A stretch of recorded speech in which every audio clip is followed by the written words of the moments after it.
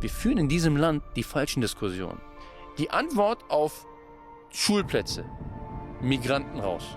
Zu wenige Ärzte, Migranten raus. Die Antwort auf teure Lebensmittel, Migranten raus. Auf alles ist die Antwort, Migranten raus. Fakt ist in diesem Land, aufgrund der demografischen Entwicklung, ohne Migranten wären wir am Ende.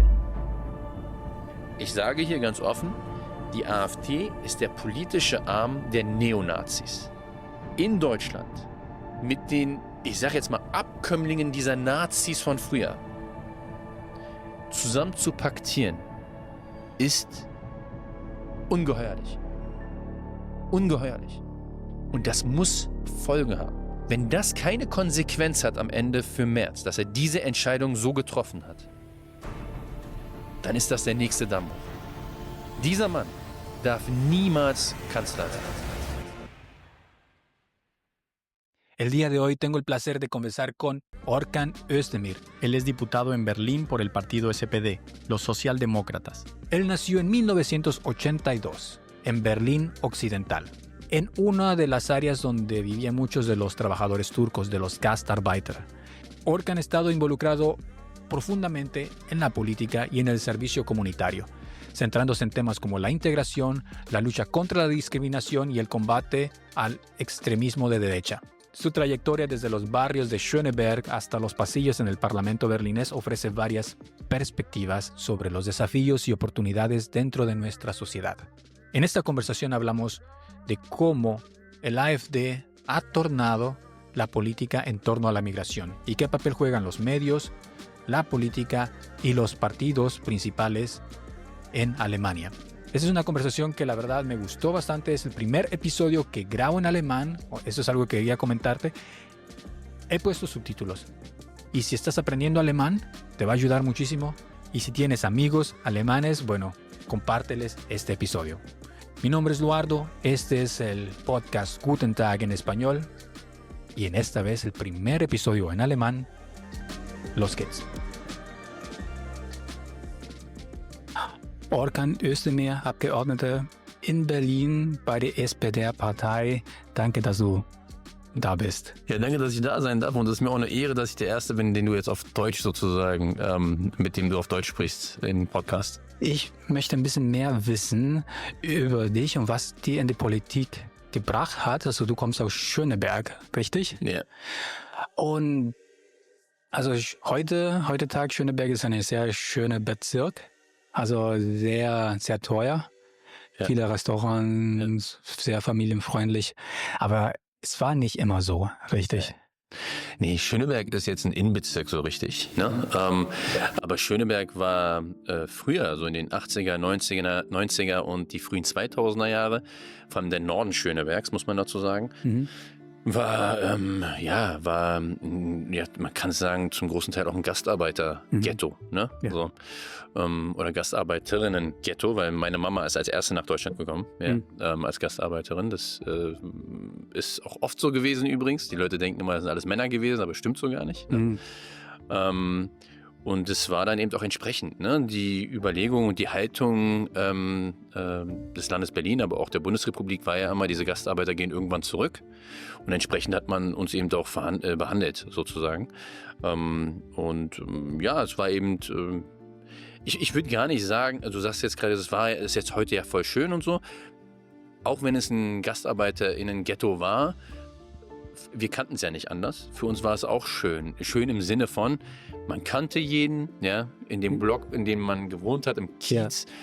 Wir kannten uns alle. Das war sehr, ich will nicht sagen wie eine große Familie, aber ein kleines Dorf. Ne? Ja, wie ein Dorf. Es war ein geschützter Raum im Endeffekt. Das Problem war aber natürlich, dass man eben sehr abgeschottet gelebt hat von der Gesellschaft einfach. Ne? So. Und nicht, weil wir mit der Gesellschaft nichts zu tun haben, sondern ich hatte immer den Eindruck, weil die Gesellschaft mit uns nichts zu tun haben wollte. Ne? Und das hat sich dann natürlich über die 90er und 2000er Jahre alles so ein bisschen verändert nochmal. Ne? Aber das ist so die früheste Erinnerung, die ich habe eigentlich. Dass, also ich weiß auch, in meinen ganz frühen Jahren hatte ich kaum deutsche Freunde oder sowas in der Art. Ne? Ja, so. ja. Also das war sehr, sehr prägnant sozusagen. manchmal ist es immer noch auch so, oder? Dass gibt so eine Spaltung in die Gesellschaft, oder? Naja, es kommt immer darauf an, welche Gruppen wir ansprechen, ne? Also, wenn wir jetzt zum Beispiel gucken, dass wir, neue geflüchtete Gruppen haben, wie Afghanen, Syrer und so, Mhm. ne, oder auch Ukrainerinnen und Ukrainer, dann kann man auch da beobachten, äh, natürlich auch über die Wohnsituation. Viele von denen, in Berlin zumindest, wohnen eben in Unterkünften, in Heimen, ja, in Mhm. geflüchteten Unterkünften, weil eben die Wohnungslage in Berlin ist, wie sie ist, die kennen wir, ja. Und das ist natürlich auch ein sehr segregiertes und in sich geschlossenes Wohnen, auch wenn man natürlich versucht, von der Seite des Landes Berlin her, diese dezentrale Unterbringung, so nennen wir das, ne? Mhm. Dass nicht alle auf einem Haufen, sondern dass sie überall verteilt werden, sozusagen in den Kiezen. Das macht man ja bewusst einfach, um nicht die Leute zu segregieren, ja. Aber trotzdem sind das natürlich geschlossene Systeme, diese Unterkünfte. Und deswegen muss man sagen, früher waren es die Türken, jetzt sind es eben die Syrer und die Afghanen. Ne? Die Syrer haben sich da auch noch mal ein bisschen rausgekämpft, muss man sagen. Die Afghanen sind, glaube ich, sehr schwer betroffen davon noch. Mhm. Und das ist also eine Entwicklung, die durchaus weitergeht. Ne? Und wie kommst du in die Politik zu? Also ich komme aus dem Aktivismus, muss man Mhm. sagen. Und ich muss auch sagen, ich habe nie gedacht, dass ich mal Abgeordneter werde oder sowas in der Art oder in der Politik in der Form lande.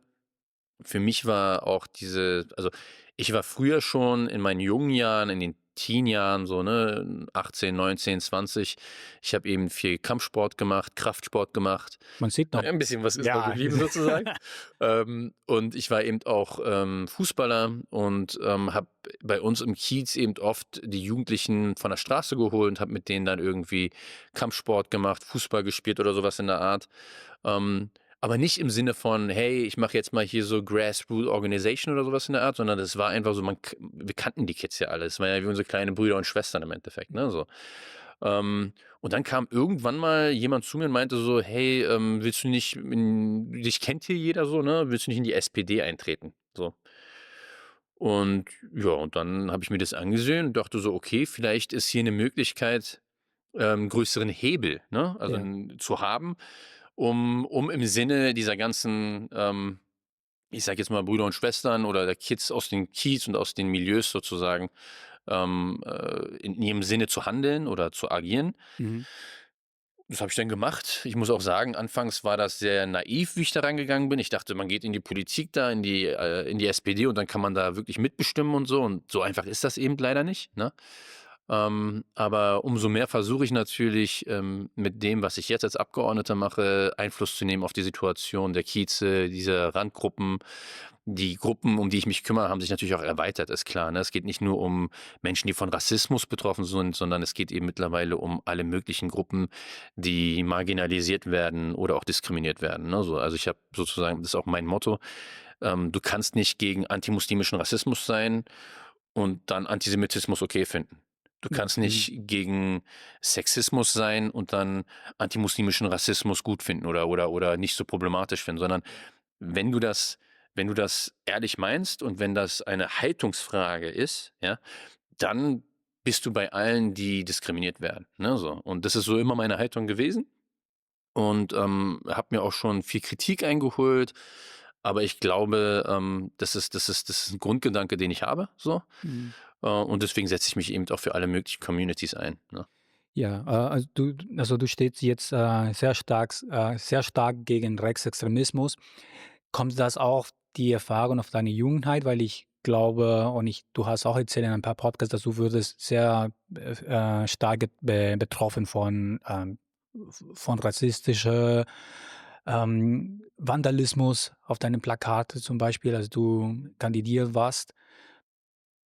Haben diese Erfahrungen auch bei dir auch eine Rolle gespielt oder wo kommt diese starke Bewegung in dir? Also, man muss sagen, diese ganze Entwicklung mit Rechtsextremismus, Rassismus und so das ist ja eine Entwicklung gewesen, ne, über viele Jahre Mhm. und Jahrzehnte eigentlich. Also, die früheste Erfahrung mit Rassismus habe ich in meinen jungen Teenjahren gemacht sozusagen, ne, mit der Polizei. So, das war standardmäßig, dass die bei uns in den Kiez gekommen sind.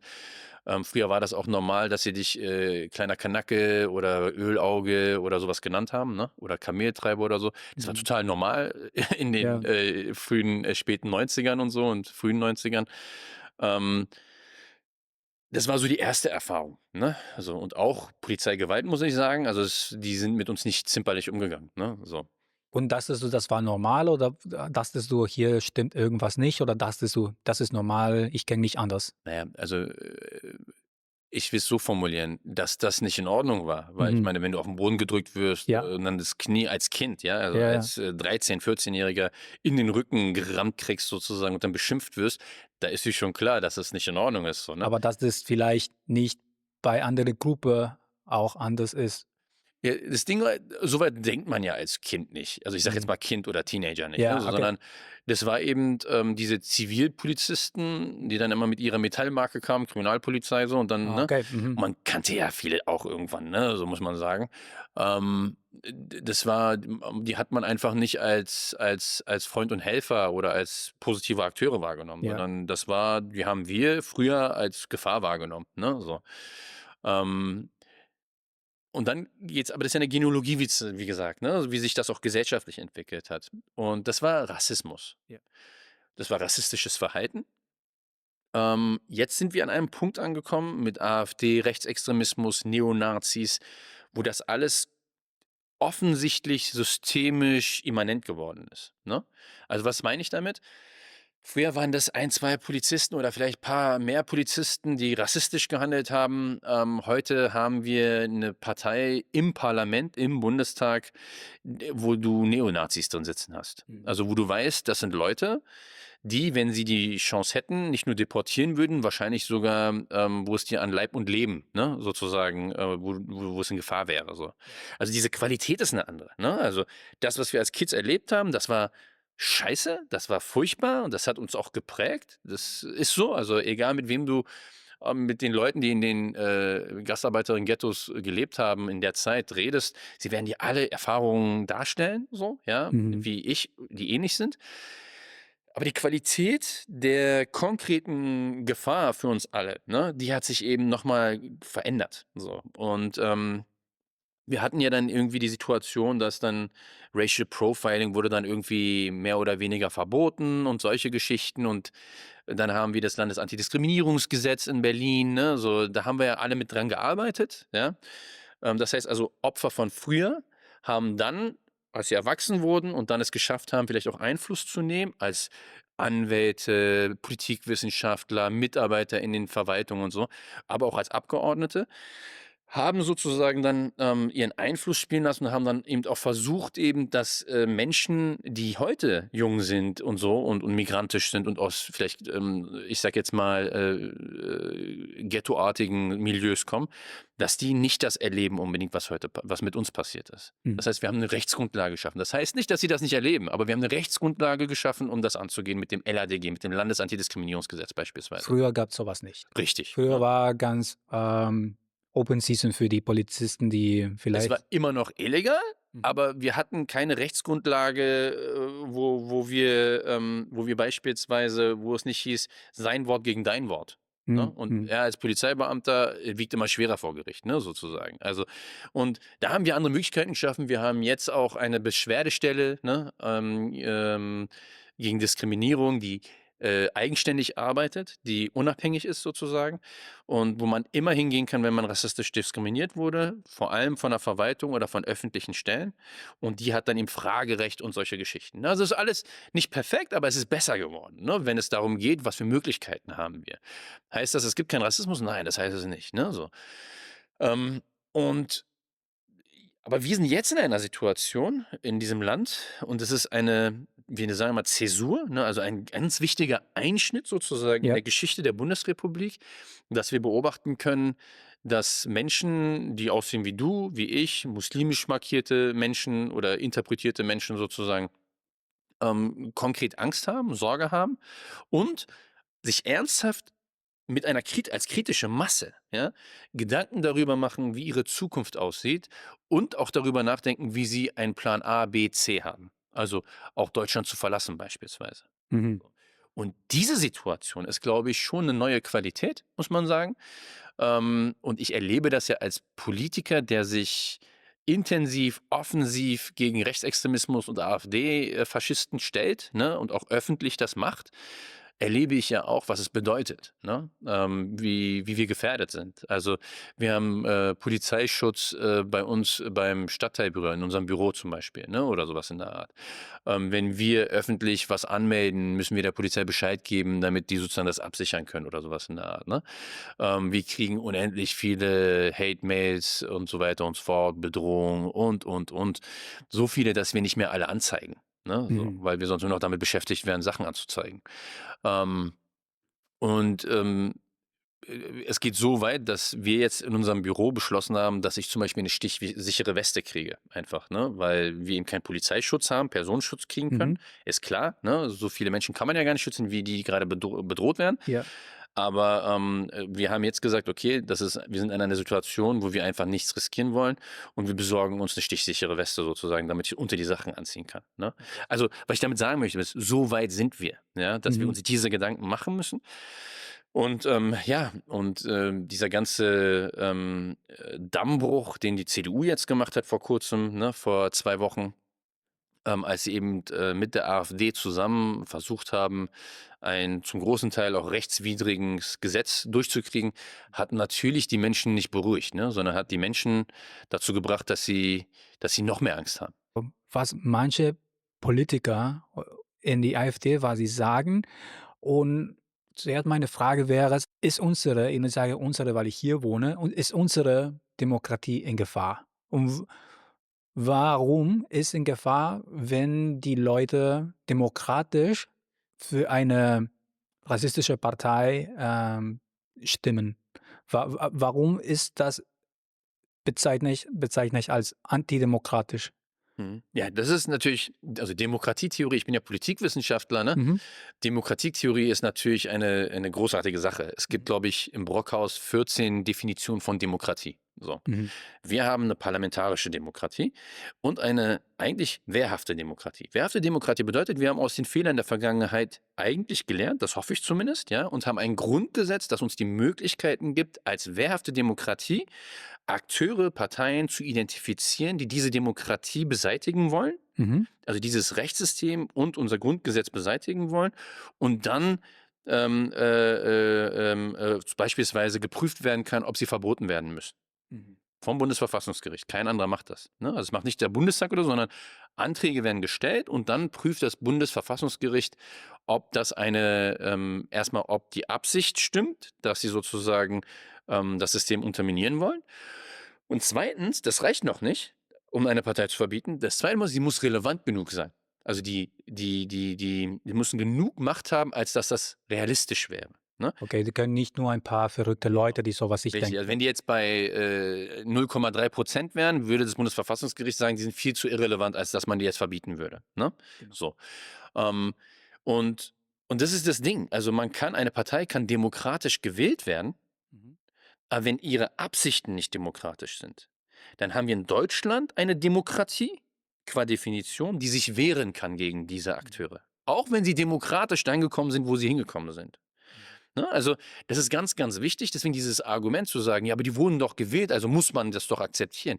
Das stimmt so nicht. Nicht nach Grundlage des Grundgesetzes. Si vives en Alemania, seguramente has escuchado que hacer la declaración de impuestos es complicado. Y sí, puede ser un dolor de cabeza, pero la buena noticia es que WunderTax hace todo mucho más fácil. WunderTax es una plataforma diseñada para cualquier persona, sin importar si eres empleado o si eres un estudiante. Puede hacer tu declaración de impuestos sin complicaciones. WunderTax te guía paso a paso y te muestra los documentos que necesitas subir y, lo mejor, te sugiere todas las deducciones fiscales a las que tienes derecho. Ahora, no solo cumples con el trámite, sino que también puedes recuperar más dinero. ¿Por qué dejar dinero sobre la mesa cuando podrías recibir una buena cantidad en tu devolución de impuestos? Con WunderTax optimizas tu declaración, pagas menos impuestos y le sacas el máximo provecho a tus finanzas. Haz tu declaración fácil y rápido en gutentag.wundertax.de. Agradecemos a WunderTax por ser el sponsor de este podcast y ahora sí, continuamos con el episodio. Wir kommen nochmal zum Thema. Ich würde gerne wissen, die Punkte, die gerade antidemokratisch sind von AfD. Aber zuerst, vielleicht kannst du ein bisschen erklären, warum denkst du, dass Friedrich Merz hat diese Brandmauer, wie heißt es, abgeschafft oder Ja, durchbrochen. Ne? durchgebrochen. Genau. Als Merz Parteivorsitzender der CDU geworden ist, hat er gesagt, er wird als Parteivorsitzender die AfD halbieren. Mhm. Ne? Also das war seine Ansage offiziell. Was wir sehen ist, er hat sie verdoppelt. Und das ist so ein grundlegender Fehler, glaube ich, in der Politik und bei dem im Denken der politischen Akteure, dass sie glauben, wenn ich Rechtsextremisten das Thema wegnehme, indem ich noch härter oder genauso hart agiere, wie die es fordern, Mhm. dann wählen die Leute mich. Aber wir wissen aus der Geschichte und wir wissen auch aus den letzten 40 Jahren, 30 Jahren, dass man damit das Handeln und das dem undemokratische Grundkonzept dieser rechtsextremistischen Parteien und Partei eigentlich nur legitimiert. Mhm. Ne? Also, was sagen die Leute? Die Leute sagen, ihr sagt alle, die AfD ist rechtsextremistisch. Guck mal jetzt, SPD, Grüne und FDP machen genau das, was die AfD vor 2 Jahren gefordert hat. Ne? So, das ist dann das Argument. So. Ja. Und dann sagen sie, ja, warum sollen wir denn euch wählen? Das ist das Original. Wir wählen das Original. Ne? So.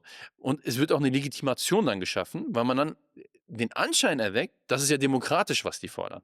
Ja?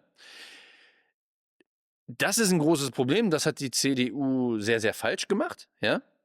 Und hat dazu geführt, nicht nur die CDU alleine, muss man auch dazu sagen, auch dieser ganze Rechtsruck bei den Grünen und der SPD haben dazu geführt, dass die AfD eigentlich mittlerweile fast schon als normal wahrgenommen wird. Ne? Von einem großen Teil der Gesellschaft.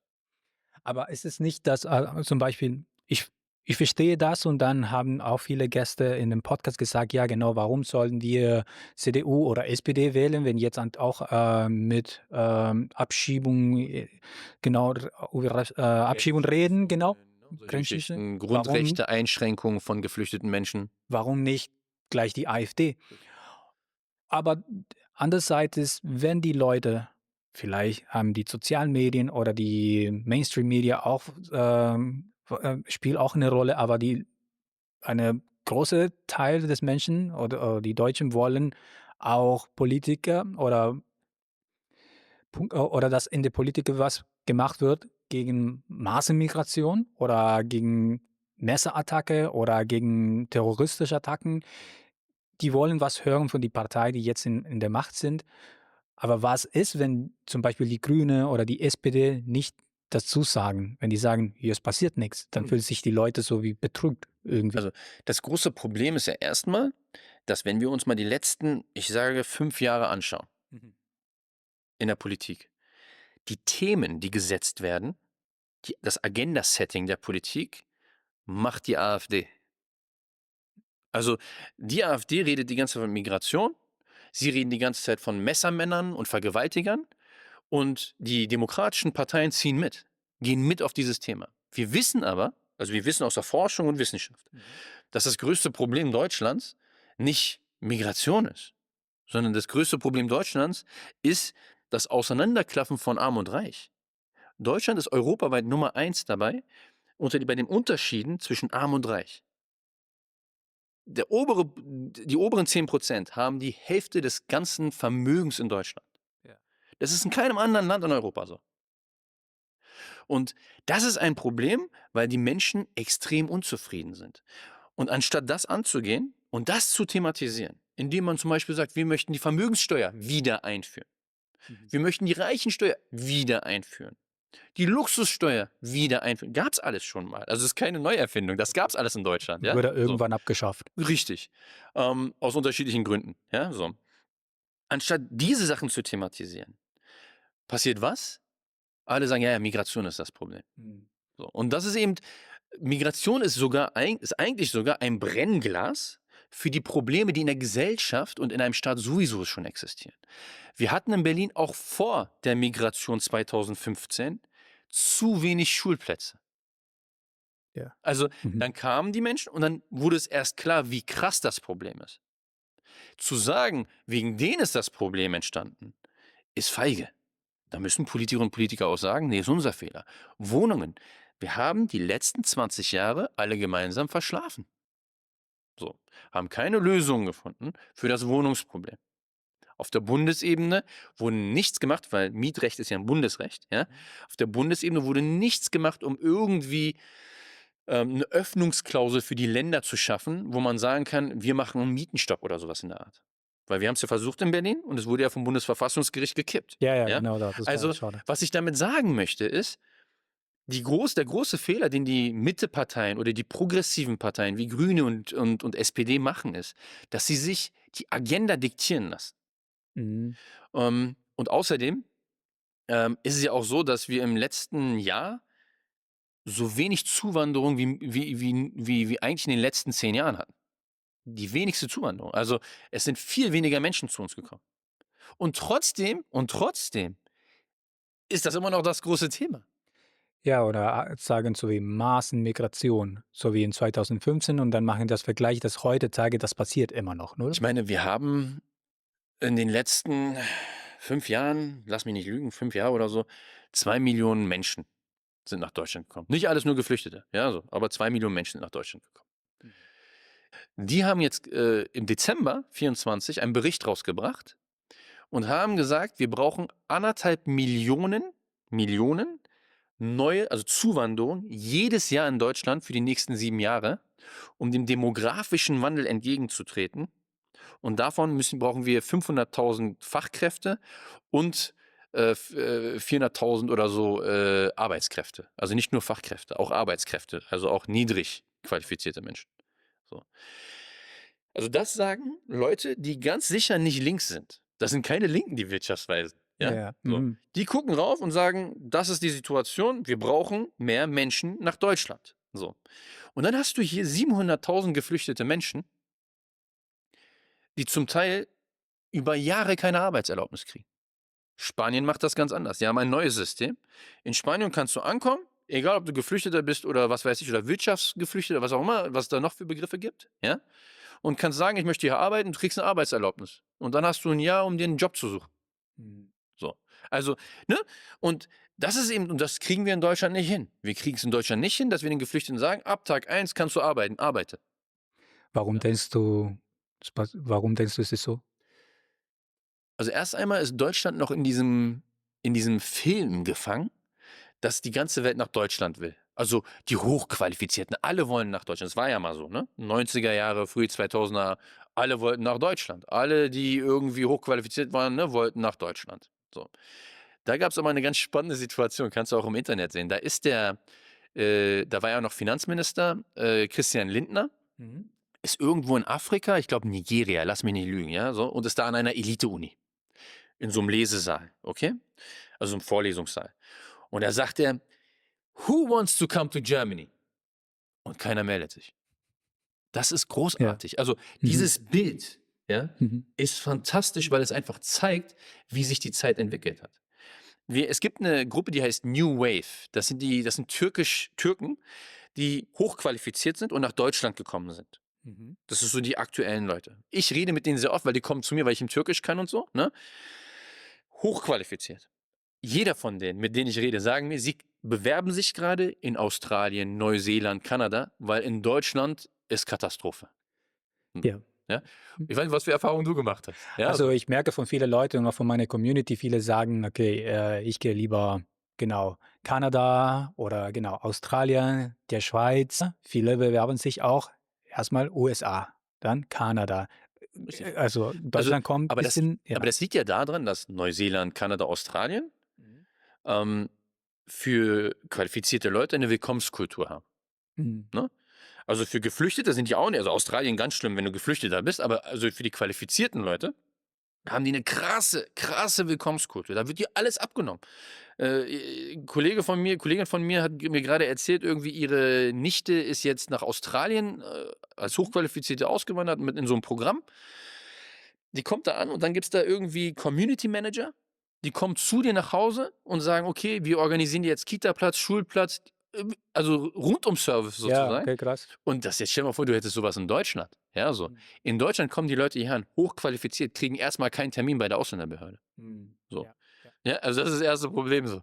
Und dann müssen sie diesen Nachweis, jenen Nachweis und so weiter und so fort. Und die kommen dann zu mir und sagen: „Orkan, ich kann nicht mehr. Ich gehe. Ich habe mich gerade beworben mit meiner Familie. Wir wollen nach Neuseeland.“ Das ist das, was ich standardmäßig erlebe. Und in dieser Situation, wo eigentlich niemand mehr wirklich zu uns kommen will, muss man offen sagen, ja, so. Jedes Jahr verlassen Deutschland über 900.000 Menschen. Abwanderung. Die gehen. Mhm. Das sind nicht Geflüchtete oder niedrig Qualifizierte. Die gehen, das sind die Hochqualifizierten. Und, und wir sind immer noch in diesem Film, alle wollen zu uns und machen die Grenzen zu und geben Geflüchteten keine Chance, wollen sie alle abschieben. Bei den Geflüchteten, 77% sind unter 40 Jahre. Mhm. Das sind alles Leute, die man eigentlich sozusagen mobilisieren könnte für den Arbeitsmarkt. Und warum denkst du, macht Deutschland nicht so, dass sie gleich eine Arbeitserlaubnis bekommen? Denkst du, gibt es einen Grund dahinten oder? Weil AfD und Rechtsextremisten mittlerweile die Agenda diktieren. Das ist meine große Kritik auch an meiner Partei. Mhm. Ich sage, warum macht ihr nicht ein Migrationskonzept, ein ganzheitliches Migrationskonzept, wo man zum Beispiel sagt, ganz easy, ohne Palaver, wenn du als Geflüchteter kommen bist und du kannst hier arbeiten und willst hier arbeiten, dann machst du diesen Spurwechsel, okay, und gehst sozusagen in die Arbeitsmigration Mhm. und bleibst nicht hängen im Asylgesetz, wo du Verbote hast und was weiß ich und dies und jenes. Und das kostet auch der Staat, oder? Wenn die Leute nicht arbeiten. Natürlich, aber unsere Leute da oben Mhm. wissen das alles, was ich hier sage, ja auch. Die sind ja nicht doof. Die haben ja dieselben Informationen, die sie kriegen. Aber, und das ist meine Kritik, sie lassen sich treiben von den Rechtsextremisten. Es ist unfassbar. Ja? Also, wenn man im Politikgeschäft ist und das alles mitkriegt, es gibt keine Argumentation, wo man sagen kann, wir bauen jetzt hohe Mauern und niemand darf mehr reinkommen. Als Deutschland ist das tödlich. Ja. So. Und dann kommen irgendwie Geflüchtete, die psychisch krank sind, weil sie Krieg erlebt haben oder sonst was Mhm. und laufen Amok. So. Die meisten von denen laufen ja nicht Amok, weil sie Islamisten sind oder sowas, das wird ja im Arang, sondern weil sie krank sind. Ja, so. Also wer läuft denn Amok, der gesund ist? Ja, so, also muss man auch mal die Frage stellen, so, ja. Und das passiert, und das sind furchtbare Sachen. Ich will das nicht runtersprechen. Das ist ganz furchtbar. Aber wir wissen auch, wenn wir beispielsweise ein Gesundheitssystem hätten, die diese geflüchteten Menschen auffangen, ihre Probleme erkennen, ihre Krankheit erkennen und auffangen würden, würde das erstmal nicht passieren. Erster Punkt. Zweiter Punkt, es sind Einzelfälle. Auch wenn wir 5 im Jahr haben, es sind Einzelfälle. Ich verstehe nicht, warum die Leute, also mittlerweile nicht nur Rechte, sondern auch die Mitte, Mhm. empört reagiert, wenn man sagt, das sind Einzelfälle. Also ist genau dasselbe wie mit Femiziden. Ein Riesenproblem in diesem Land sind Femizide. Also Männer, die Frauen umbringen und mit denen in einem Verhältnis stehen. Ob das jetzt Familie ist, ob das Ehemann, Freund, Ex-Freund ist. 360 Femizide, also vollendete Tötungen, Mhm. hatten wir im letzten Jahr. Rekord. Das ist wie eine Pandemie. Ja. Dazu gibt es noch die ganzen Fälle, wo versuchte Tötungen waren, schwere Gewalttaten, schwere Verletzungen. Die nicht angemeldet sind. Keiner redet darüber. Erster Punkt. Zweiter Punkt, ein Bruchteil dieser Femizide passiert von Ausländern. Ein Bruchteil. Aber wenn ein Ausländer, ein Muslim, ein Femizid begeht, ist das in jeder Zeitung. Mhm. Jeden Tag passiert ein Femizid in diesem Land, nicht von einem Muslim oder von einem Migranten, und wir hören gar nichts davon. Ja. Mhm. Und das ist das Problem, das wir haben. Wir haben eine totale Verschiebung des Blicks sozusagen auf Probleme in unserer Gesellschaft, Mhm. die die Medien mittragen, muss man sagen, und wo die Politik unreflektiert drauf eingeht. Und das spielt im Endeffekt nicht der Demokratie in die Karten, sondern der AfD, Faschisten, Neonazis wie der AfD. Mhm. Weißt du was, ich sage immer, die große Verantwortung für Politiker Mhm. oder von Politikern ist, dem Mainstream zu widerstehen. Ich merke das ja selber. Ich werde ja auch angegriffen mit meinen Positionen. Mhm. Das heißt also, was nicht passieren darf, ist, dass man als Politiker zur Echokammer, Mhm. weil mein Job als Politiker ist es, nach meinem Wissen und Gewissen, im Sinne der Demokratie und der Gesellschaft zu handeln. Jetzt kann es sein, dass durch Medien und sonst was die Gesellschaft auf einmal, wir sehen ja auch sehr schnell, wie gesellschaftliche Meinungen sich ändern, ne? Wenn abgefragt wird. Ne? Wenn ich, wenn ich nicht widerstehen kann der Mehrheitsmeinung, Mhm. dann habe ich eigentlich keine Bedeutung mehr als Politiker, weil ich werde ja gewählt und ich bin mir selbst verpflichtet als Politiker. Das ist so ein Grundgesetz. Also ich bin nicht meinen Wählerinnen verpflichtet, ich bin mir selbst sozusagen, ich arbeite nach bestem Wissen und Gewissen. Keiner kann mir Druck machen, keiner kann mich zu irgendetwas zwingen als Abgeordneter. Warum? Weil ich natürlich immer einen anderen Blick auf Gesellschaft und auf Herausforderungen in der Gesellschaft haben muss, als wie es vielleicht die Bild den Bürgerinnen und Bürgern darstellt. Mhm. Was nicht passieren darf, ist, dass Medien, vor allem so, ich sage jetzt mal Fake News Medien, ja, wie News, Bild, Springer Verlag oder sowas in der Art, ja, nach außen porträtieren. Die versuchen ja eine Realität zu schaffen, Mhm. die so ja nicht echt ist. Ja. Also eine Fake-Realität zu schaffen. Und ich als Politiker muss dagegen arbeiten können. Diese Kraft und diese Motivation und auch diese Resilienz muss ich haben als Politiker. Wenn ich das nicht habe, dann ende ich wie Merz. Das, du hast auch, und ich habe gehört von dir, auch ein Beispiel in Lausitz. Mhm. Das hat die SPD gewonnen, weil genau das Gegenteil gemacht haben. Und was ist passiert heute? Da hat die In Kandidatin Brandenburg. von In Brandenburg. Brandenburg. Ich war in der Lausitz, habe Wahlkampf gemacht, Mhm. aber in Brandenburg hat die SPD gewonnen, weil sie nicht den Fokus auf Migration gesetzt hat. Ne? Mhm. Da haben sie stark geblieben bei die Prinzipien und sich nicht zwingen lassen. Richtig. Und Sie haben eben gesagt, es geht um Arbeitsplätze, es geht um wirtschaftlichen Erfolg. Ne? Es geht darum, was schafft die Politik für euch an Mehrwert. So. Und Migration war ein Randthema im Wahlkampf der SPD in Brandenburg. Und was passiert? Bombenmäßiger Erfolg gewesen. In Zeiten wie diesen, ne? Im Vergleich zu anderen Bundesländern. Was sind die richtigen Probleme von Deutschland? Also von deiner Meinung, was sind die echten Probleme? Weil jetzt sind alle fokussiert auf Migration. Ich weiß es nicht. Was ist der Plan oder was denken sich die Leute? Okay, wir schieben alle Migranten ab und dann die Probleme, das Deutschland hat, sind immer noch da. Nur Richtig. Und sie ohne sind noch schlimmer Migranten. wahrscheinlich. Wieder Also noch schlimmer. jetzt gibt es ja, gerade die Diskussion, dass man Syrer zurück abschiebt, weil ja der Krieg zu Ende sei. Ne? So. Okay. Mhm. Ich will nur erwähnen, in Syrien ist gerade eine islamistische Gruppe an der Macht. Ja? Die waren früher IS-Kämpfer. Ja. So, also davon sicher zu reden, finde ich ein bisschen schräg, ja. Mhm. Aber es gibt gerade Diskussionen, nicht nur bei der AfD, sondern auch bei der CDU und sogar bei SPD und Grüne, ja. Syrer abzuschieben. Habeck hat sogar gesagt, alle Syrer, die nicht arbeiten, müssen gehen. Hat er so gesagt. Ja? Aber nicht nur Habeck. Ich sage jetzt nur Habeck, weil es Grüne sind. Auch SPD und so. Ne? Das ist ganz egal. Das ist sozusagen erstmal eine Diskussion, wo es eine Grundhaltung gibt, wo man sagt, ja. So. Aber rechtlich stimmt manchmal so, oder? Oder was wäre das Problem? Naja, rechtlich müsste man, also ich sage mal so, das Auswärtige Amt sagt, Mhm. Syrien ist kein sicherer Ort. Also kannst du eigentlich auch nicht abschieben. So, aber man kann natürlich rechtlich sagen, es gibt keinen Krieg mehr dort, es gibt eine Regierung, ihr könnt zurück. Ist keine Gefahr für euch. So. Das müsste man wahrscheinlich auch vor Gerichten klären, dann muss man dazu sagen. Ne? Aber alleine zu sagen, Syrer sind die Gruppe, mal ein paar Zahlen, Daten, Fakten, okay? Mhm. Die Syrer, die 2015, 16, 17 nach Berlin gekommen sind, arbeiten zu 86% versicherungspflichtig. Die Männer. Mhm. Die Männer.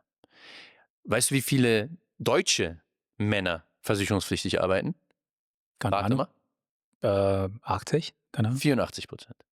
Es arbeiten mehr syrische Männer, die 15, 16, 17 nach Deutschland gekommen sind, Mhm. als deutsche Männer. Mhm. Als prozentual gesehen. Ja? Ja. Bei den Frauen ist immer niedriger, ist klar, wegen Care-Arbeit und solche Geschichten. Ne? So. Deswegen lasse ich die jetzt erstmal raus. So.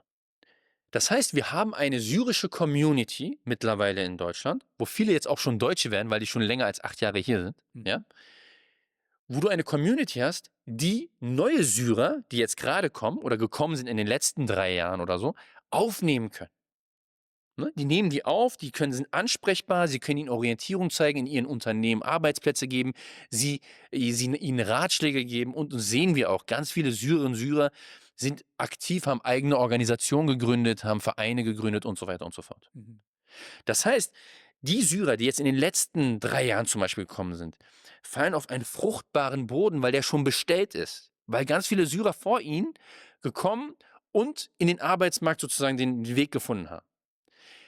In Zeiten, wo uns Arbeitskräfte fehlen, jetzt zu sagen, die schieben wir alle ab, ist doch absurd.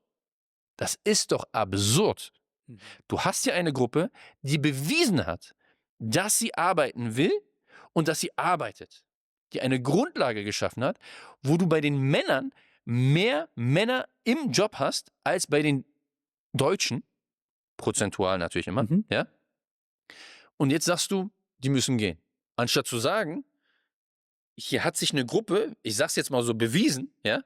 Mhm. Und natürlich unterstützen wir die Communities, die neu ankommenden Syrerinnen und Syrer in den letzten 3 Jahren zu integrieren und auf den Arbeitsmarkt zu bringen. Jetzt davon abgesehen, dass Syrien nicht sicher ist. Ja. Also man sollte sich schon nicht abschieben, weil Syrien nicht sicher ist. Aber wenn wir jetzt mal im Kontext von Humankapital reden wollen, ja, was ich eher vermeide, ehrlich gesagt meistens, aber auch da ist das Argument, Syrer jetzt abzuschieben, ist Quatsch. Also zuerst, der AfD hat die Agenda gesetzt. Dann kommen die Politiker und machen auch mit. Da kommen die Medien. Da kommen die Medien. Und wegen die Medien kommen die Leute Richtig? und dann wegen die Leute kommen die Politiker. Richtig, so. Aber jetzt ist zu spät, eine zu umwandeln für die Politiker, zu sagen, wisst ihr was, wir machen andere Agenda, weil jetzt die Leute sind sehr stark von den Medien und von der AfD fokussiert auf Migration und alle wollen, dass irgendwas zur Migration gemacht werden soll. Nochmal, das sehe ich anders. Erstens wurde absurd viel zur Migration gemacht, um Migration zu verhindern. Wir haben ein Sicherheitsgesetz. Wir haben die schärfsten Verschärfungen, die größten Verschärfungen, die stärksten Verschärfungen des Asylgesetzes der letzten 30 Jahre gehabt in dieser Regierung. In der rot-grünen, Ampel. gelben Ampelregierung. Ja? Also erstmal zu sagen, da wurde gar nichts gemacht, ist Quatsch. Da wurde Okay. zu viel gemacht, meiner Meinung nach. Mhm. Absolut übertrieben. Das wurde ja noch nicht umgesetzt. GERS und so, ne? Das wird alles noch umgesetzt. So. Aber das wirkt ja jetzt schon. Ne? Wir haben jetzt schon 30% weniger Menschen, die zu uns kommen und so weiter und so fort. Aber wenn jetzt alle demokratischen Parteien sich mit den echten Problemen auseinandersetzen würden, sich die echten Probleme, das heißt also, wie stärken wir die Wirtschaft? Und nicht nur, wie subventionieren wir sie, sondern wie schaffen wir Fachkräfte, wie schaffen wir Arbeitskräfte? Wie schaffen wir günstigere Energie durch den Energiewandel? Ja? Indem man sagt, keine Braunkohle, keine dies und jenes. Wir schaffen Windenergie, Sonnenenergie und so weiter und so fort. Das läuft ja eigentlich super. Das wird ja immer so klein geredet. Ja? Und wie schaffen wir es, das günstiger zu machen? Indem wir mehr Energie produzieren oder auch in der Zwischenzeit das durchaus subventionieren. Das ist ja ganz normal. Das ist ja eine Wirtschaftsunterstützung sozusagen. Ne? Ja. So. Anstatt diese Fragen und die Frage natürlich der Verteilung zu klären, das heißt also, warum versteuern wir beispielsweise passive Einkünfte, Vermögen, beispielsweise Aktiengeschäfte und so weiter mit 20-25%? Und warum muss eine Krankenschwester, die Überstunden macht, die Schichten macht, 40% ihres Gehalts abgeben? Also, Aber dann manchmal die Frage, genau, das das sind hast du recht. Gerechtigkeitsfragen, die wir stellen müssen. Aber dann ist es, was die Lösung ist, weil viele würden sagen, okay, dann machen wir die Steuer über die ETF oder die Aktien höher machen, anstatt die Gehälter des Krankenschwesters zu verringern. Nee, Dass sie nicht so viel zahlt, sondern dass alle ein bisschen weniger Steuer zahlen anstatt wir haben ja höher. ein Konzept gerade, also die SPD, aber auch die anderen Parteien haben gerade Konzepte, wo wir 95% der Menschen entlasten würden steuerlich. 95%. Für mich geht dieses Konzept nicht weit genug. Ich denke, man muss Vermögen einfach progressiv versteuern, sodass man bei Milliardären bei 12% ankommt. Man fängt zum Beispiel an bei 10 Millionen mit 1% und geht dann hoch bis 12%. Also ich sage nicht die Hälfte oder so, ja. Die Linken sagen ja noch mehr. So. Und wenn du dann bei den Milliarden bei 12% ankommen bist, hast du eine Situation, das kann man ausrechnen, wo wir in Deutschland ausfinanziert sind und wo du die Steuern der arbeitenden Bevölkerung senken kannst. Dadurch haben sie mehr Geld. Ne? Damit haben sie netto mehr Geld. Mhm. So. Und anstatt das zu thematisieren und das zu diskutieren, also die Gerechtigkeitsfrage zu stellen, weil das pervertiert ist in Deutschland. Nochmal, ich wiederhole, die größte Schere zwischen Arm und Reich in Europa haben wir in Deutschland. Mhm.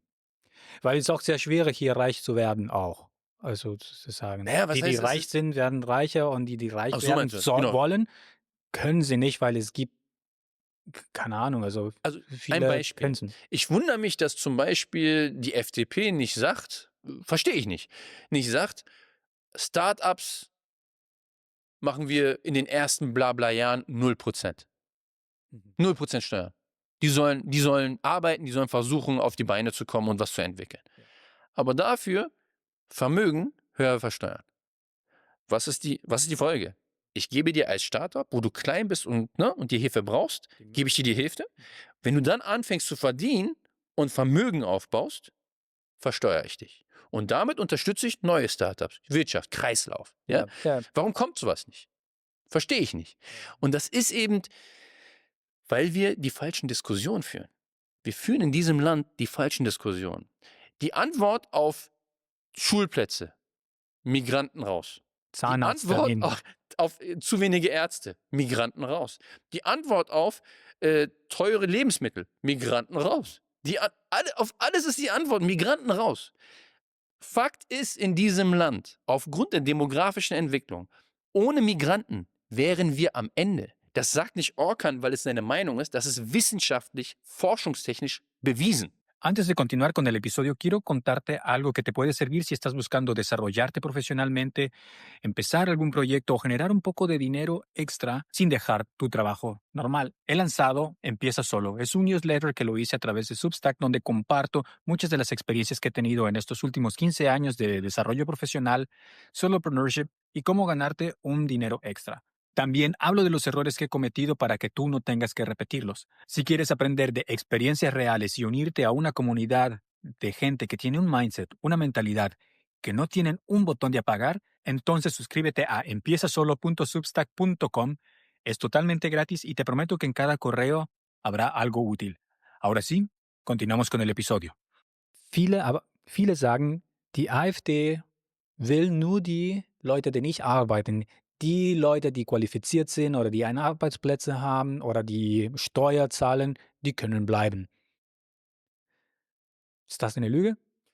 Natürlich, erstmal ist es eine Lüge, weil wir wissen, wenn ein Höcke sagt, wir können 20-30% der Bevölkerung könnten wir verzichten, sagt Höcke in die Kamera. Wen meint er denn? Wir haben gar nicht 30% Menschen, die nicht arbeiten in Deutschland. Aber wir haben 30% also 20-30% Migrationsanteil. Also, wenn man guckt, nicht nach Zensus, sondern mehrere Generationen. Die meint er. Wenn ein Höcke, das ist der heimliche Chef, Boss sozusagen, der heilige Gral sozusagen der AfD, wenn der das sagt in die Kamera, dann weißt du und ich doch und alle anderen auch, was sie meinen mit Remigration. Sie sagen jetzt, nur die nicht arbeiten. Aber dann frage ich Folgendes, die Migranten, die nicht arbeiten, von denen die reden, das sind zum großen Teil geflüchtete Menschen, die nicht arbeiten dürfen. Ja. Dann sage ich Folgendes, ganz provokativ. Alle dürfen arbeiten ab Tag 1 und wer nach 5 Jahren nicht arbeitet, soll abgeschoben werden. Mach doch. Also das ist nicht meine Position, ja, ich will sagen, aber jetzt mal provokativ. Mach doch. Machen sie auch nicht, ja. Also, die Frage ist eine ganz andere. Wer jetzt irgendwie mit die AfD, da gibt es eine Sammlung. Ich empfehle jedem afd-verbot.de. Geht bitte auf diese Seite. Da sind über 2000 Nachweise, Zitate und so weiter von AfD-Funktionären, Mitgliedern und Mandatsträgern. Aber rechtlich, also auch wenn der Höcker oder anderen Parteimitglieder so krasse Sachen sagen, rechtlich können sie nicht jemanden abschieben, wenn jemand schon eine unbefristete Erlaubnis hat. Oder ist das so? Ich freue mich, dass du das so denkst, weil was ich sehe ist, du vertraust in unser Grundgesetz, ne? Du vertraust in Ja, unser mittlerweile Rechtssystem, schon. oder? In unser Ja, Rechtssystem. ja. Jetzt sage ich dir aber Folgendes. Die CDU, nicht die AfD. Mhm. Die CDU hat vor ein paar Wochen erst die Diskussion angefangen, Menschen ihre Staatsbürgerschaft abzuerkennen und abzuschieben. Das geht nach Grundgesetz nicht. Friedrich Merz hat das also was ich dir mal Mhm. sagen möchte Ja. ist, Aber alles, ist worauf es du dich recht? verletzt, Aber meinst du, dass es rechtlich ist, würde? dazu komme ich. Ja. Mhm. Was viele Menschen nicht verstehen ist, rechtliche Grundlagen sind kein Naturgesetz. Die kann man verändern und das sagt auch die AfD immer. Die sagen immer, Ja, ja. ja, Grundgesetz kann man ändern. Wir können uns nicht darauf verlassen, wir sind rechtlich abgesichert. Das Recht kann man verändern, wenn man die Mehrheiten hat. Und deswegen sage ich immer, verlasst euch nicht darauf. Sagt nicht, nee, das geht ja laut Grundgesetz, geht das doch gar nicht. Wenn du die Mehrheit schaffst, kannst du das Grundgesetz auch ändern. Wenn du eine Zweidrittelmehrheit hast, kannst du das Grundgesetz ändern. Mhm. Es gibt Artikel, die du nicht verändern kannst, aber das betrifft das ja gar nicht. Also was ich damit sagen möchte, man muss absolut vorsichtig sein und aufmerksam sein, wie diese Diskurse geführt werden. Und deswegen ist es eben zu gefährlich, dass ein Friedrich Merz davon spricht, Menschen ihre Staatsbürgerschaft einfach wegzunehmen. Und zweitens dann darauf folgend mit der AfD, mit Faschisten und Rechtsextremisten und Neonazis paktiert. Das ist die Gefahr. Aber war nicht, dass die Merz hat gesagt, nur für Kriminelle? Also, Verzeihung.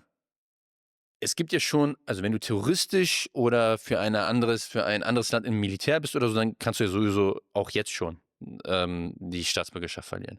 Wenn du jetzt Kriminelle sagst, er hat das ja so gesagt, später ist er dann zurückgerudert, ist klar, ne? Als dann alle gesagt haben, was soll das und so. Aber als er das gesagt hat, als er Kriminelle gesagt hat, dann frage ich dich jetzt was. Ich bin hier geboren und aufgewachsen. Ich bin doppelter Staatsbürger. So. Ich bin hier heute mit meinem Kollegen Patrick hergekommen. Der ist Deutscher. Also auch hier geboren und aufgewachsen, aber auch seine Eltern sind Deutsche, die sind nicht eingewandert. Jetzt baut Patrick Scheiße und wird im Rechtssystem entsprechend behandelt, ne? Wird bestraft oder sonst was. In Gefängnis. Geht ins Gefängnis, Geldstrafe, was auch immer. Mhm. Ich baue Scheiße, mir wird meine Staatsbürgerschaft abgenommen und ich werde abgeschoben. Ich lebe hier und Gleichberechtigung. Mhm. Sonst haben wir was? Erste und zweite Klasse Deutsche. Ne? Ja, also, das sonst ist hätten wir der- erste und zweite Klasse Deutsche. Das ist die Hauptrolle auf eine Bürgerschaft zu haben. Das ist man gehört und das kann nicht Nicht nur das, weggenommen sondern werden. man wird behandelt wie alle anderen auch. Ich bin nicht bereit, in einem Genau, Land zu leben, ja. Mhm. wo ich hier geboren und aufgewachsen bin, Deutscher bin und nicht so behandelt werde, vor Gerichten und überall, wie alle anderen auch. Okay, das stimmt. Aber ich wollte nur das erklären, weil das ist, was ich gelesen habe. Nicht, dass einfach nur alle, die 2 Pässe haben. Das will er rückgängig machen. Das hat er auch Das gesagt. stimmt. Er will dieses Gesetz rückgängig machen. Also, was ich damit sagen möchte, ist, Merz übernimmt zum 100% teilweise Forderungen der Rechtsextremisten und glaubt immer noch, dass er damit die Rechtsextremisten schwächt, obwohl er sie nur stärkt. Er hat sie doppelt so stark gemacht. Und er hat sich geschwächt bei der andere, die mehr Mittel-links. Die vielleicht haben sich gedacht, Mitte, nicht Mitte links, Mitte. okay. Mitte. Die Leute haben sich gedacht, okay, ich kann mich vorstellen, ein Merz als Kanzler, weil, Genau, Mitte, die Mitte-Leute ist nicht links, hat mit links gar nichts zu tun. okay, Guck mal, noch eine Mitte-Leute Sache. haben Ich sich möchte auch verloren. noch mal eins festhalten. Wir reden immer von rechts und links. Ja. Gegen Faschismus zu sein, da musst du nicht links sein. Da musst du einfach nur anständig sein. Wenn du ein anständiger Mensch bist, ein anständiger Konservativer, Erzkonservativer, ganz egal. Ich habe kein Problem mit Konservativen. Die gehören zu einer Demokratie dazu. Wir müssen mit denen streiten. Wir müssen die besten Lösungen streiten und erarbeiten gemeinsam. Wenn du aber mit Faschisten paktierst und mit Neonazis, dann bist du einfach nicht rechts oder links, dann bist du einfach nicht anständig. Das ist, glaube ich, die Message, die wir allen geben müssen. Und denkst du, dass er immer noch die Chance hat, als Kanzler zu werden? Oder was wäre deine Schätzung? Also ich plädiere dazu, ich meine, wenn die CDU die Wahl gewinnt und man ohne die CDU keine Regierung bilden kann, dann müssen meiner Meinung nach die Mitte- und progressiven Parteien sagen, ja, die CDU darf den Kanzler stellen, aber Merz werden wir nicht zum Kanzler wählen. Weil Merz ein Tabu gebrochen hat in diesem Land mit der Geschichte, die wir haben. mit Faschisten und Rechtsextremisten paktiert hat. Nicht einmal, sondern zweimal. Okay? Und da, finde ich, müssen Demokraten einfach Haltung zeigen und klar machen, damit niemanden wieder auf die Idee kommt, dass man sagt, CDU hat die Wahl gewonnen, dürfen den Kanzler stellen, aber ihr müsst mit einem anderen Kandidaten kommen, weil im März wählen wir im Bundestag nicht zum Kanzler. Wenn man so, und das will ich ein bisschen mehr verstehen von dem Politiksystem Deutschlands, weil ich kenne mich nicht ganz tief Der aus. Bundeskanzler wird im Parlament gewählt, wird nicht durch die Bürger gewählt. Und der Kanzler muss sich demokratisch wie sagt man, sich benehmen von seiner Partei, oder kann er sich von alleine 5 Punkte sich ausdenken und paktieren mit dem AfD? Oder das muss in den CDU abgestimmt werden? Also, er ist ja noch nicht Kanzler. Er hat jetzt paktiert mit Neonazis als Fraktionsvorsitzender im Bundestag. Aber dürfte er das, wenn wenn der Rest des Partei nicht das wollten zum Beispiel? Also, Oder noch müssen ein ganz alles wichtiger mitmachen? Unterschied. Die Partei ist was anderes und die Fraktion ist was anderes. Die Leute denken immer, das ist alles gleich. Ist nicht. Die Fraktion ist selbstständig. Die CDU-Fraktion ist eigenständig von der Partei CDU. Und die Fraktion ist der Die Merz? entscheidet. Genau. Merz ist Chef der Fraktion und Parteichef. Und wie viele Leute sind in einer Fraktion? Bei denen fast 200. 197 oder so. Nein, das sind die Abgeordneten. Okay, die gewählt Abgeordneten sind sind die die Fraktion. Abgeordneten, genau. Okay. Mhm. Und wenn er diese 197 oder wenn er seine Abgeordnete hinter sich hat, Mhm. dann kann er sagen, das sind unsere Punkte. Okay. Und die haben alle mitgemacht, zum großen Teil. Das muss man auch sagen. Ne? Merz macht das nicht alleine. Ja. Alleine kann er nicht sagen gegen seine Fraktion, ich mache das jetzt so. Die Fraktion hat das mitgetragen. Mhm. Weil wenn die anderen Parteien sagen, hier, okay, wir arbeiten zusammen in einer Koalition, aber nicht eine Koalition, wo Merz Kanzler ist. Aber dann die Reste der Fraktion ist sozusagen ähnliche Meinung von Merz. Oder Ja, Oder nicht. dann wird es dann haben wir eine Regierungskrise. Weil, also, nochmal. Wir müssen uns vor Augen halten. Und ich weiß nicht, also für Menschen, die aus Spanien, Mexiko oder so kommen, vielleicht verstehen die das nicht so richtig, weil in Deutschland ist das eine andere Kultur. Ja, so, also ein historischer Bezug. Ja. Dieses Land hat in der Vergangenheit Millionen Menschen systematisch, industriell getötet. Das waren die Nazis. Mhm. Die Nachfolger der Nazis sind die Neonazis. Das sind die Rechtsextremisten und Faschisten. So. Ich sage hier ganz offen, die AfD ist der politische Arm der Neonazis. So. In Deutschland mit den, ich sage jetzt mal, Abkömmlingen dieser Nazis von früher zusammen zu paktieren, ist ungeheuerlich. Ungeheuerlich. Und das muss Folgen haben. Wenn das keine Konsequenz hat am Ende für Merz, dass er diese Entscheidung so getroffen hat, dann ist das der nächste Dammbruch. Dieser Mann darf niemals Kanzler werden. Die CDU, wenn sie gewinnt, darf den Kanzler stellen. Aber dann müssen sie sich jemand anders aussuchen. Diesen Mann darf man in einem deutschen Bundestag niemals zum Kanzler machen. Es ist immer noch 20% die Leute, die für AfD wählen. Und dann vielleicht 10% sind vielleicht Rechtsextremisten oder Neonazis. Die andere 10% sind Leute, die sich manipulieren gelassen haben vielleicht. Es gibt eine Mitte-Studie von der Friedrich-Ebert-Stiftung, die besagt, dass ungefähr 20% der Bevölkerung in Deutschland rechtsextremistische Weltanschauungen haben. Mhm. Also die rechtsextremistisch sind. Okay. Ja? 20% Du musst das auch Bevölkerung. tolerieren. Mhm. 20%. Passt ja. Ne, so, die sind ungefähr bei 20% so. Also ich bin weg von dieser Idee, dass heute, ja, wo es so klar ist, dass das noch Protestwähler oder so sind. Das Mhm. glaub ich nicht. Okay. Und warum dieser Wachstum bei jungen Männern? Weil das ist eigentlich statistisch, oder? Dass viele junge Männer äh, gehen so langsam mehr recht oder rechtsextrem. Ja. Also junge Männer sind ja grundsätzlich ein Problem für die Gesellschaft. Also jetzt faktisch gesehen. Ne? Also Gewalttaten zum großen Teil junge Männer. Überreaktion, Anfälligkeit für Verschwörungstheorien und. Dazu gibt es Studien, ne? Auch Alkoholismus, Alkoholismus, Drogen. obdachlos, Drogen und Suizid. Überall sind junge Männer, besonders junge Männer, Männer generell, aber besonders junge Männer eben stark vertreten. So.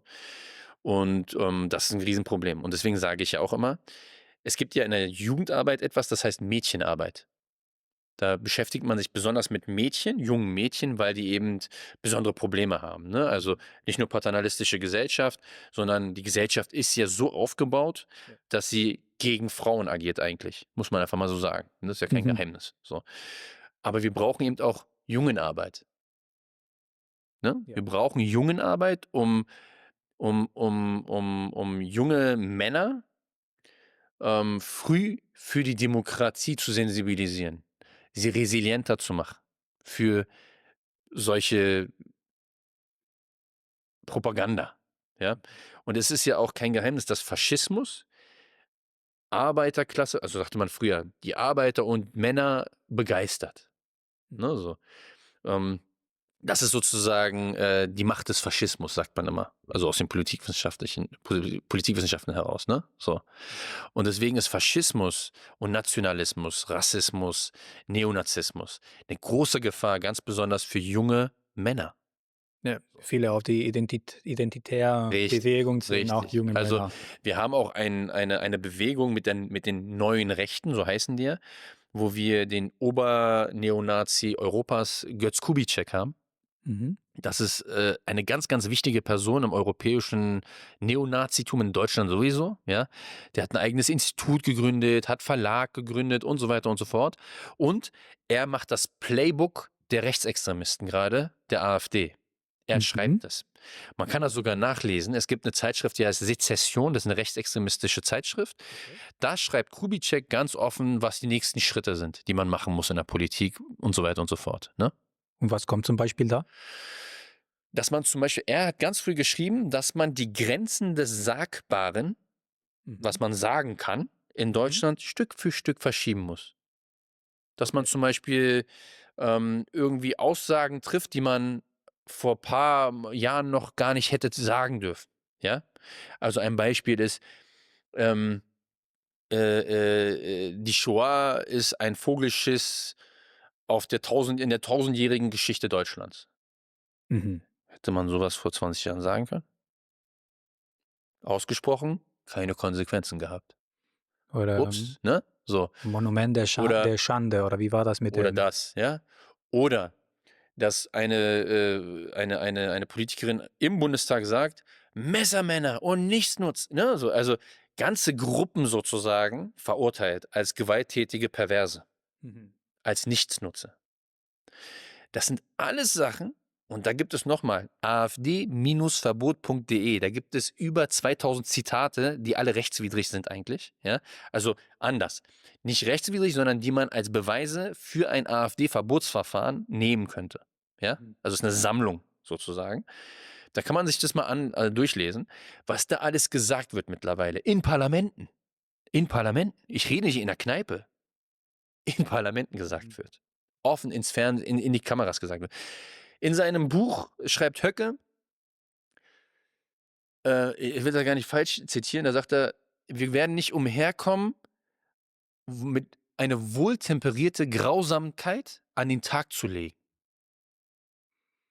Okay. Kann man interpretieren jetzt, ne? Was meint er damit? In Lager stecken, sie ermorden, an die Wand stellen. Was meint er damit? Was ist wohltemperierte Grausamkeit? Okay. Das hättest du noch vor ein paar Jahren niemals so sagen können. Und das ist das, was Kubitschek in seinen Schriften schreibt. Er sagt, der Trick ist, das Sagbare immer weiter zu verschieben nach rechts. Und da sind wir angekommen. Wir sind an einem Punkt angekommen, wo Grüne, SPD ja schon seit längerem, muss man sagen, aber wo die Grünen, ja, anfangen, Dinge zu sagen, wo man erstmal nochmal hinhören muss und sagen muss, wie, hat ein Grüner gerade gesagt? Wenn du dieses Sagbare immer weiter verschiebst, dann wird das immer brutaler in der Gesellschaft, aber auch die Progressiven, also die linken Parteien, fangen an, dort hinterher zu hecheln. Und was sie sagen, wird auch immer rechter. Das ist sozusagen der Effekt. Und genau das hat Kubitschek schon beschrieben, dass das die Aufgabe ist. Nur ein Beispiel. Ja, es gibt 1000 Beispiele. So. Und das ist sozusagen, also auch er hat auch zum Beispiel gesagt, dass man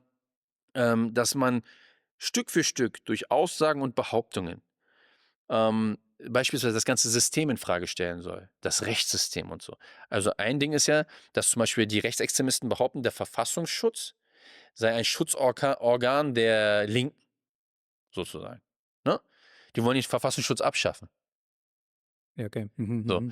Und da sind draußen Menschen, die wirklich glauben, der Verfassungsschutz verfolgt die AfD unrechtmäßig. Also da sind wir angekommen, wo Bundesverfassungsgericht wird auch zum Teil delegitimiert. Das Grundgesetz, da sagt der Kruppalla, Gesetze kann man ändern. Verstehst du, was ich meine? Er weiß, dass es dort Artikel gibt, die du nicht verändern kannst. Aber er sagt, kann man verändern. Was meint er? Also was ich damit sagen möchte ist, alles, was gerade passiert, es gibt ein Playbook, das du und ich, ist kein Geheimnis, nachlesen können. Lies die Sezession, also ich will jetzt keine Werbung machen, aber dort veröffentlicht er seine Aufsätze, ja. Und auch im Buch von Höcke ist ja auch eine Strategie dargestellt, wie sie vorgehen werden. Also die Perversion ist alles kein Geheimnis. Wir wissen das alles. Und trotzdem laufen SPD und Grüne den rechtsextremistischen Agendasettern hinterher. Und die CDU wollen wir gar nicht drüber reden. Die paktieren mit Faschisten und Neonazis. Schwierige Jahre kommen. Ich sage euch, es kommen noch ganz furchtbare Jahre. Ich bin überzeugt, es kommen ganz furchtbare Jahre und wir wissen aus der Geschichte, wie schnell sowas gehen kann. Es gibt ein Buch, das heißt 5 vor 1933. Da wird beschrieben die Zeit zwischen 1928 und 1933. Ja. Und da sieht man, dass innerhalb von ein paar Monaten das ganze System geflippt wurde von den Nazis. Von ein paar Monaten. Weil die Konservativen seinerzeit die falschen Entscheidungen getroffen haben. Und was wir gerade beobachten, ist eine Parallele, wenn du dieses Buch liest, ist eine Parallele in den Entwicklungen, wie wir sie jetzt gerade erleben. Und ich hasse es, wenn dann Leute sagen, ihr übertreibt, ihr vergleicht hier Äpfel mit Birnen.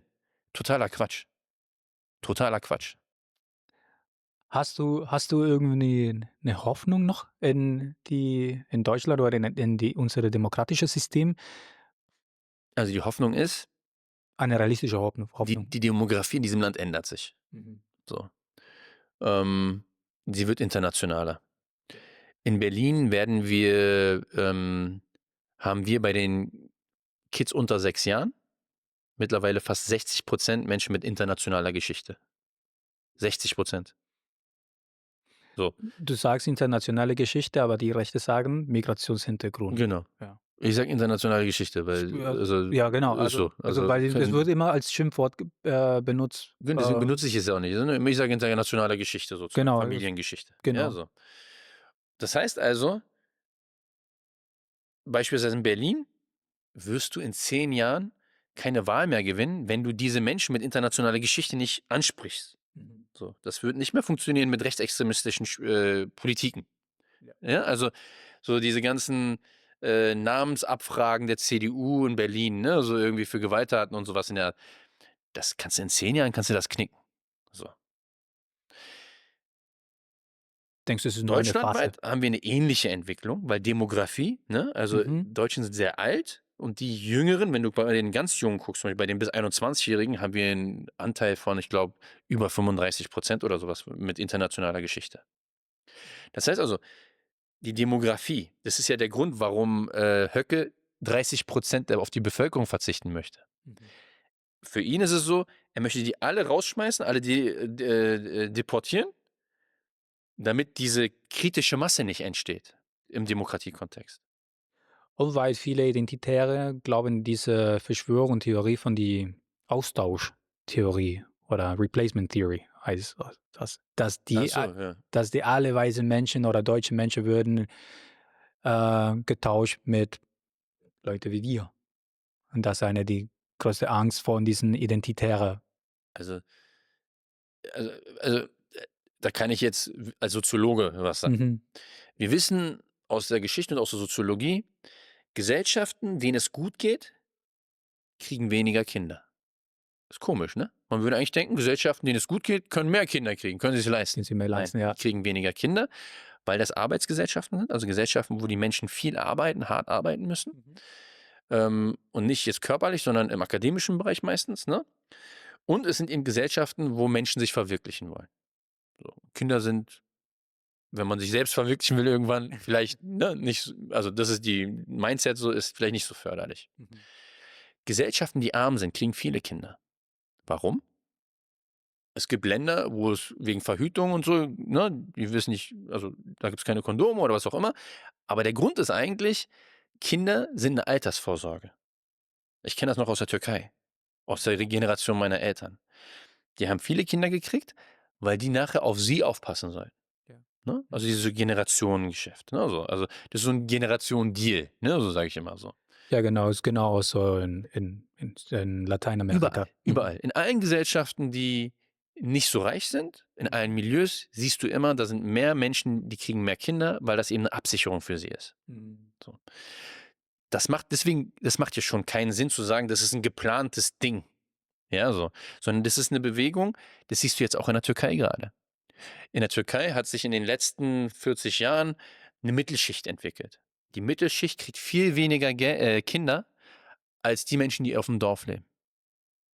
Ist das auch eine, Ja. was ist das? Also nach der Theorie müsste das, verstehst du, was ich meine? Ja. Also soziologisch gesehen ist das totaler Quatsch. So.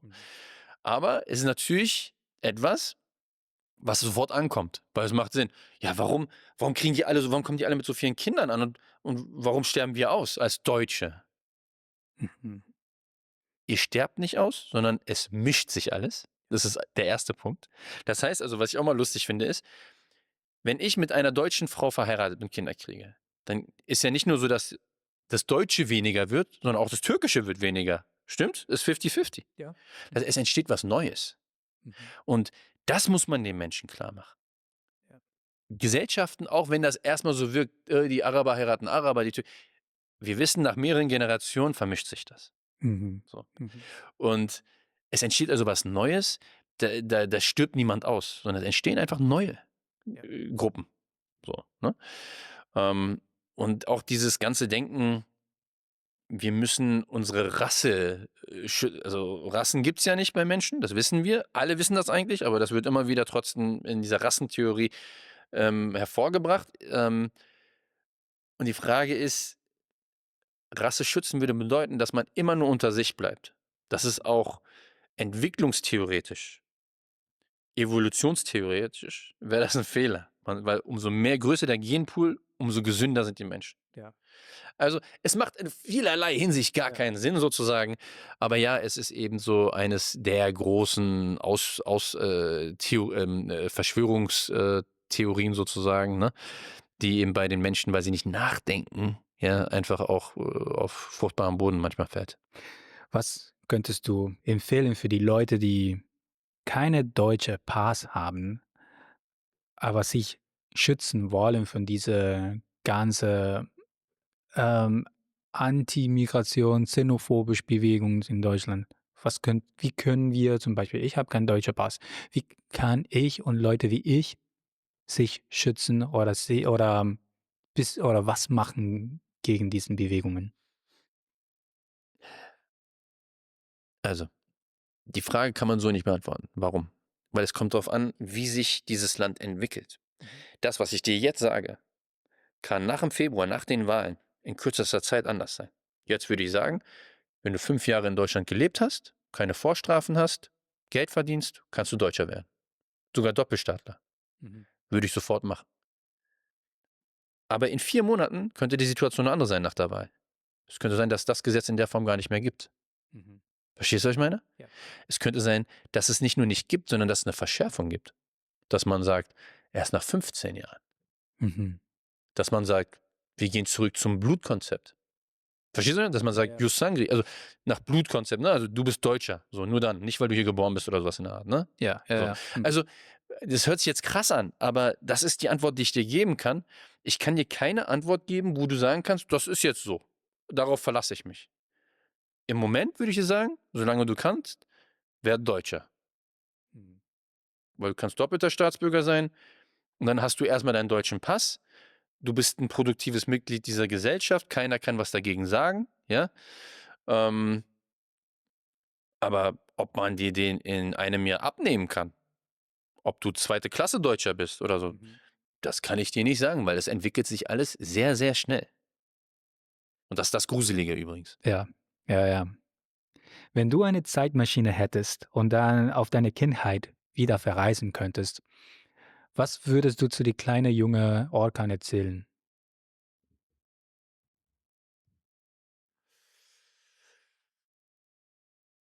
Das ist, ich glaube, das ist eine härtere Frage, als man glaubt. Mhm.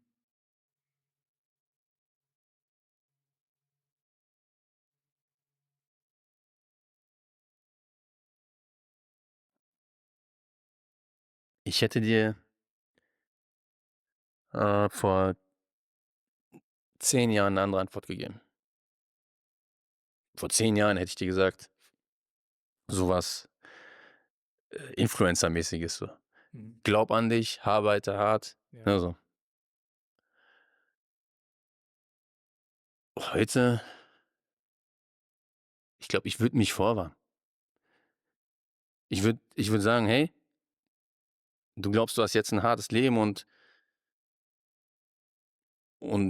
da sind viele Gefahren um dich herum, aber mach dich drauf gefasst, dass du in einem Land aufwachsen wirst und später leben wirst, welche dir diese Sicherheit, die du eigentlich hattest, dass du sicher bist in der Gesellschaft und in diesem Land, dass sie dieses Gefühl nehmen wird.